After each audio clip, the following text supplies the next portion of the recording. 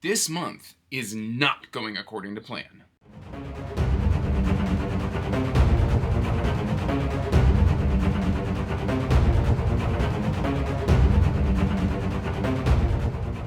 Hey everyone, welcome back to Andrew's Wizardly Reads, and as always guys, I am Andrew, and today we are doing the mid-month wrap-up. Before we get into that, please like this video and subscribe to the channel, as it does help the channel grow. You can check the description box down below for links to all my social media, including my Discord, Amazon wishlist, my Pango books, my Patreon. All of that is there for you to peruse and to rifle through.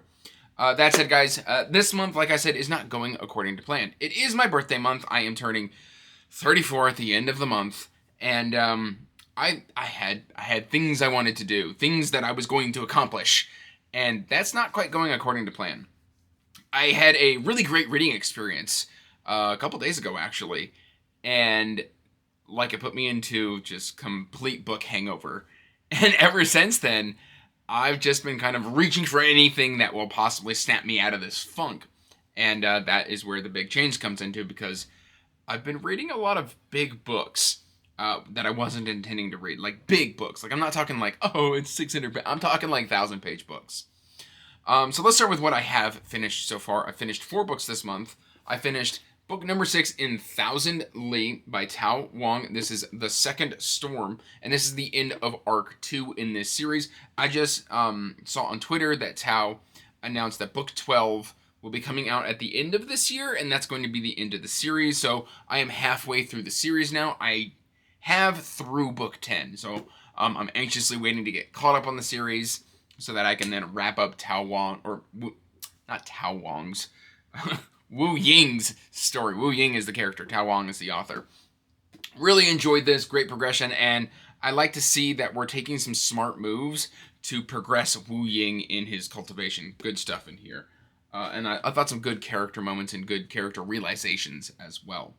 I then finished Harbinger of Justice by Andrew Watson, who is a YouTuber or booktuber. I believe his channel is A Fool's Tale, and this is his fantasy debut, and I love this. This is kind of like desert fantasy, and I really, really enjoyed this debut. It had a couple things that kind of could have been polished up a little bit more, but I mean, I loved the lore, I loved the world building, I loved the setting. The characters were really entertaining. There was just a couple things that kind of, I was just like, that's a little nitpick, that's a critique. But overall, I gave this one about a 3.5 out of 5. And honestly, like, if this is where Andrew is starting, I can't wait for book 2, because I'm 100% reading book 2 because I want to know what happens with these characters and in this world, because it was so cool. The ending was just a hair bit rushed, in my opinion, and the last like 10 to 15% really, really rushed. But overall, just a great, solid reading experience. And then I did another desert fantasy, which is The Stardust Thief, with this nice sprayed edges. A viewer was very kind and basically allowed me to buy this off of him for just the cost of shipping. And just thank you so much.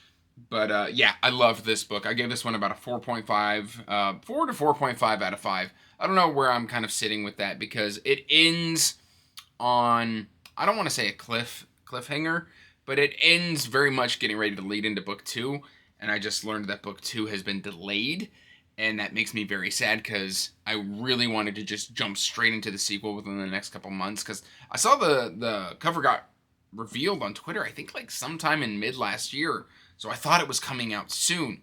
It's not. I don't think it's slated until May of 2025, which makes me sad, but this was amazingly executed. Like, this was something incredibly special, and I should probably like record a dedicated review for this, but it's so incredibly cool. It's got Jinn, it's got Ifrit, it's got desert settings, it's got a lot of great stuff. There was a couple things that, you know, I didn't quite like, but that fit within the characterization, and I mean, that's just me being nitpicky, but it was still really, really cool. Oh, this is one of those bring the cover to life things. Like, if you've got the Google Lens app, you can kind of shine it at the cover, and it's supposed to like animate the cover. So I just noticed that tag on the back. I wonder if they still do that. I don't know. I forgot about that. I forgot that was a thing. And then the book that put me into just complete book hangover was Fire and Song by Bryce O'Connor. This is Warformed, book number 2. And I know I'm doing the whole read your shelf challenge thing, and I own book one, and I loved book one, and I was like, do I want to wait on this till book two releases? But that's only releasing when I think the Kickstarter is done, which the Kickstarter isn't slated for ship fulfillment until I think May of 2025, and I wasn't willing to wait that long to read Fire and Song, so I figured I'd just get it out of the way, and it was so incredibly good. I really, really loved it. It's just it's funny, it's action-packed, it's heartrending, it was really, really great. I mean, honestly, this could easily become a top 10 series ever for me. Like, if Bryce O'Connor sticks the landing for this, I don't even want to speak to how much I loved it. Right now, I've got a long wait till book three, because I think I saw on Reddit he just released like chapter 9 to his patrons on Patreon like last week. So there's a fair bit of writing, because these books end up being 1,000-page books. So I've got a bit of a wait, but I am probably going to end up back in that Kickstarter just because I have to have those editions, because I love the series so incredibly much. It's just fantastic battle school. So incredibly good. Now, what changed because of the book hangover? Well, I wasn't planning on coming back to, I wanted to come back to Wandering End, but I wasn't going to come back to Wandering End just yet. I ended up coming back to Wandering End. I'm about 20% into the General of Israel. Ivrisil. Izril. I can't say that. Like, I can hear the narrator say it, but I can't physically. So, book number 6 of The Wandering End. I'm really, really enjoying it. It starts out with like a huge section of a really creepy character, though. He just gives me the heebie-jeebies. So that was kind of interesting to get through. But overall, still very, very good. And then, like, things just started shifting on a dime. Like, I tried doing Temeraire number 3. I think it's like Black Powder War or something like that. Yeah, Black Powder War. And I just bounced off of it. I got to a section, and I had to, like, reread it, like, 5 times. It just wasn't clicking. So I had to set that to the side. Renia by Carl Forshaw. I bounced off of that one at around 20% after my book hangover. Like, I couldn't do it. So that one I've just unfortunately DNF'd. And then, let's see, what else? I bounced off of something else, and I don't remember what I bounced off of, but I think I tried doing Rune Lords, I tried doing Luck in the Shadows, I tried Velocity Weapon. I just bounced off of all of these series, and so that's how I ended up landing on The Wandering Inn.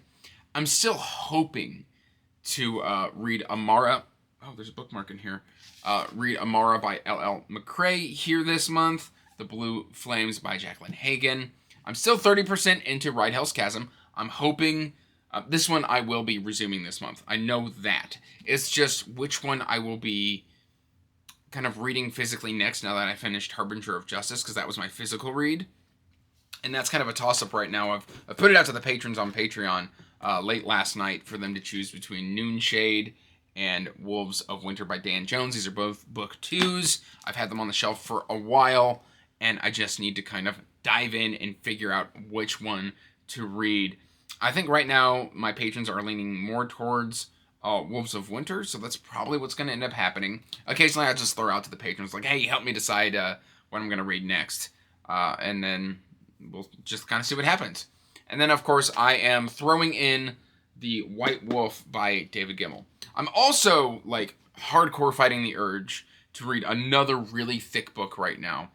And I believe that's Phil Tucker's Bastion. Bastion? I think I'm saying that right. Anyway, I've had this on my eTBR, my digital TBR on ebook, since I interviewed Mike Schell, author of the Iconoclast, all the way back in the middle of 2021. It's just been sitting there, the ebook, just unopened, and then I saw it was narrated by one of my favorite narrators, and I was like, ooh, yes, please! And I read the first chapter, and I've really, really enjoyed that first chapter, but it's like a 30-hour audiobook, and I just don't know if I can do The Wandering Inn, that book, and Fire and Song, and read anything else this month. So this may be a low book reading month. We're just going to have to kind of see. I'm struggling right now with Read My Shelf Challenge because I don't own these books physically, so therefore they're not on the shelf. And it's just, I don't know. It's a struggle, guys. Let me know in the comments how your month is going so far. Mine has been incredibly chaotic. Hopefully I can get a lot of audiobook time in as I drive to Iowa for a birthday weekend with Nico from Nico's Book Reviews at the end of the month. That should net me about 16 hours of pretty much uninterrupted audiobooking, because it's a fair bit of a drive for me. But that I'll be spending 3 days with Nico at the end of this month, and that will be a lot of fun. But that's all I really got for you today, guys. So till next time, peace out, stay magical, bye. And as always, I want to give a huge thank you to my patrons. Thank you for supporting my passion and my hobby.